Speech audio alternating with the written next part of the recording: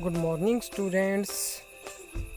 स्वागत है आपका हर घर पाठशाला कार्यक्रम में। आज हम क्लास 5th मैथमेटिक्स का चैप्टर 11 पढ़ेंगे। इस चैप्टर में हम आज पढ़ेंगे परिमाप के बारे में। तो चैप्टर को शुरू करने से पहले हम आपको एक कहानी सुनाते हैं। ये कहानी है नेहा की। नेहा बस्तीपुर नामक गांव में रहती है। वो 5th क्लास की छात्रा है। वो गांव के ही स्कूल में पढ़ती है। नेहा पढ़ने में बहुत ही होशियार है। एक दिन उसकी टीचर ने उसे पालतू जानवरों पर एक असाइनमेंट बनाने को दी और टीचर ने उसे यह भी समझाया कि तुम ये असाइनमेंट एक चार्ट पर भी बना सकती हो। तो नेहा असाइनमेंट को चार्ट पर बनाना चाहती है और वो चाहती है कि वो चार्ट को एक कलरफुल टेप से डेकोरेट भी करे। लेकिन उसको ये नहीं पता कि चार्ट को डेकोरेट करने के लिए उसे कुल कितनी टेप चाहिए। तो वो अपने दोस्त मोहन से पूछती है कि मोहन, मैंने अपने चार्ट को कलरफुल टेप से डेकोरेट करना है और मुझे नहीं पता कि इसके लिए कितनी टेप की ज़रूरत होगी। क्या तुम मेरी इसमें कुछ मदद करोगे? तो मोहन ने कुछ सोचकर कहा, हाँ क्यों नहीं, तुम एक धागे की मदद से ये सब कर सकती हो। नेहा ने कहा, धागे की मदद से? वो कैसे? तो मोहन ने कहा कि धागे को हम चार्ट के चारों तरफ घुमाएंगे।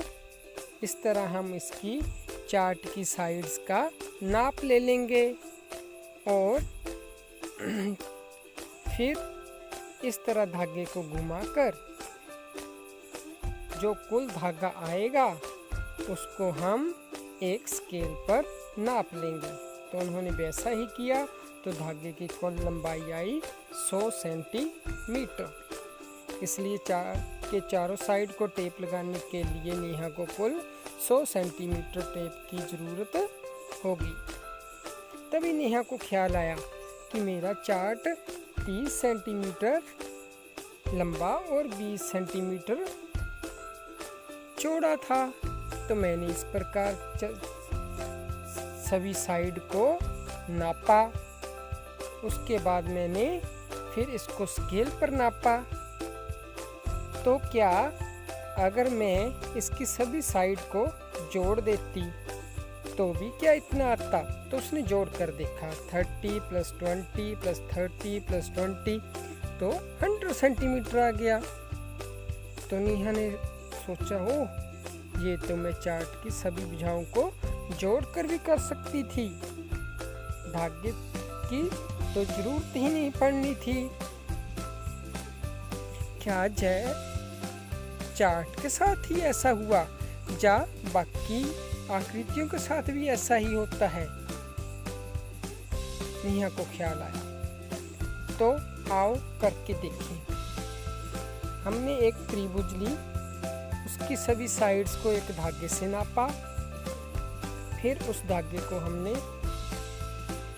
एक स्केल पर नापा तो वो आया 27 सेंटीमीटर।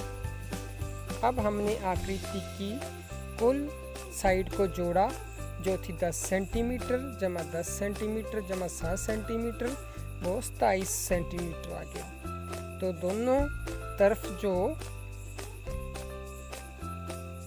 लंबाई थी कुल वो 27 सेंटीमीटर ही आई।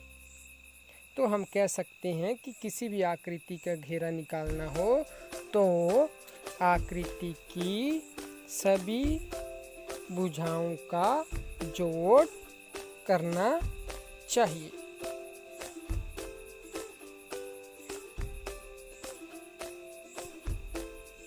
इस तरह हम कह सकते हैं कि किसी भी बंद आकृति या क्षेत्र को चारों ओर से घेरने वाली रेखा की कुल लंबाई ही परिमाप कहलाता है। या हम कह सकते हैं कि किसी भी बंद आकृति का घेरा या परिमाप आकृति की सभी भुजाओं का जोड़ होता है।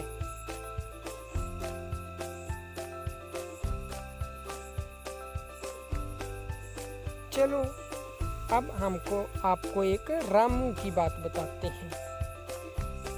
रामू एक गांव में रहता है। रामू एक किसान है। वो अपने खेतों में खूब मेहनत करता है, लेकिन इस बार रामू की मेहनत रंग नहीं लाई, क्योंकि उसकी फसल को जानवरों ने उजाड़ दिया।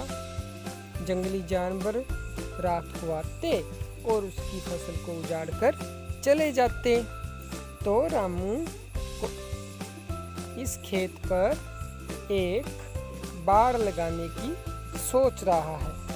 रामू सोच रहा है कि मैं इस पर एक तार लगाऊं। तो इसके लिए अब वो सोचता है कि इस खेत के लिए कितनी तार की आवश्यकता होगी। क्या आप रामू को कुल तार की लंबाई ज्ञात करने में मदद करोगे? चलो देखते हैं। तार की लंबाई ज्ञात करने के लिए खेत का परिमाप ज्ञात करना पड़ेगा। तो खेत की लंबाई है 50 मीटर, खेत की चौड़ाई है 25 मीटर।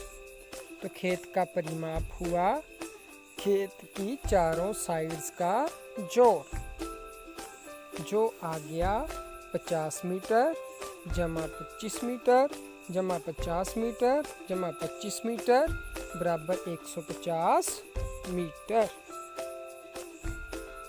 तो रामू को खेत के चारों ओर बाड़ लगाने के लिए कुल कितनी तार चाहिए? हाँ, 150 मीटर तार चाहिए। मोहन के पास एक कैरम बोर्ड है। वो रोज अपने दोस्तों के साथ शाम को कैरम बोर्ड खेलता है। अब मोहन अपने कैरम बोर्ड को एक रिबन से डेकोरेट करना चाहता है, लेकिन उसको नहीं पता कि इसके लिए कितना रिबन चाहिए। चलो मोहन की मदद करते हैं। जो कैरम बोर्ड की भुजा है वो 45 सेंटीमीटर है, क्योंकि इसकी लंबाई चौड़ाई बराबर है, इसलिए ये एक वर्गाकार है। तो रिबन की लंबाई ज्ञात करने के लिए हमें कैरम बोर्ड का परिमाप ज्ञात करना पड़ेगा। कैरम बोर्ड की लंबाई 45 सेंटीमीटर, कैरम बोर्ड की चौड़ाई भी 45 सेंटीमीटर। तो कैरम बोर्ड का परिमाप चारों भुजाओं का जोड़ इस प्रकार हमारे पास आ गया 180 सेंटीमीटर। तो मोहन को